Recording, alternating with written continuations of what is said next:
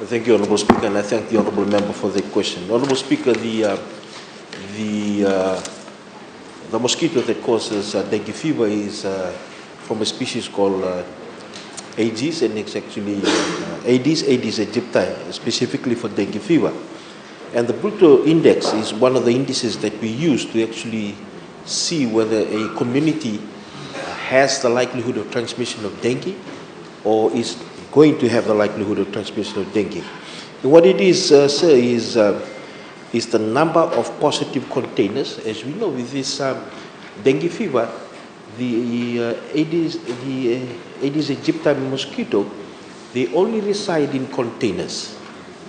So any man-made container, whether it be an old bathtub, tire, whether it be a container, those are the ones where the Aedes aegypti mosquito will incubate in and grow in.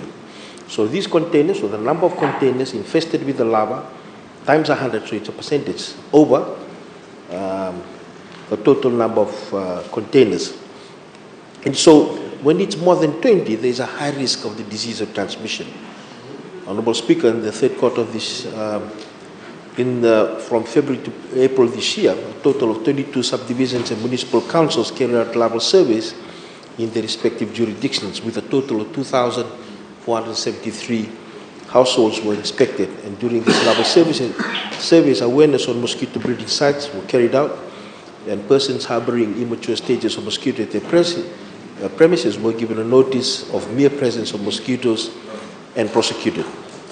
During the routine surveys, we noted that the Breteau Index for no-sorry subdivision had crossed the threshold of 21, and Taviuni had a BI of 18, which indicated a high risk of arboviral disease transmission or dengue fever.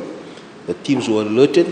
An immediate cleanup campaign of mosquito breeding containers from 23 sampling sites, together with perifocal spraying, was recommended for immediate removal of adult gravid mosquitoes. There were also sentinel surveys done in Osori and Ba, and they had 18 each. And so they were at a high risk status, and also the cleanup campaigns were done. Because the said indices are an early warning system for Fiji, indicative of high mosquito prevalence, the Ministry, through its Environmental Health Unit, had implemented cleanup campaigns. To date, apart from the cleanup campaigns that is present, there's a further 12 proposals that which is at headquarters at the moment, with a budget of about $76,000, which our teams are going through. Honourable Speaker, at this juncture, I just want to also share that you must have heard, you must remember that last 2 years ago, I discussed about the Wolbachia project that we had in place. This is where a bacteria, which is Wolbachia, infects the Aedes aegypti mosquito, and this Aedes aegypti mosquito, which has the Wolbachia, is then unable to transmit dengue, Zika, or chikungunya virus. And we've actually launched this in 178 sites in the Suba to Nosori corridor, and also between Nandi to Lotoka. And this, we know, will help contribute towards the lessening of the dengue transmission data that we have. Lastly, Honourable Speaker, it is so important that we participate in the cleanup campaigns. The mosquitoes are known to fly up to 400 meters in a day. So when we go to the communities, we tell them the cleanup campaign has to be everyone in the community.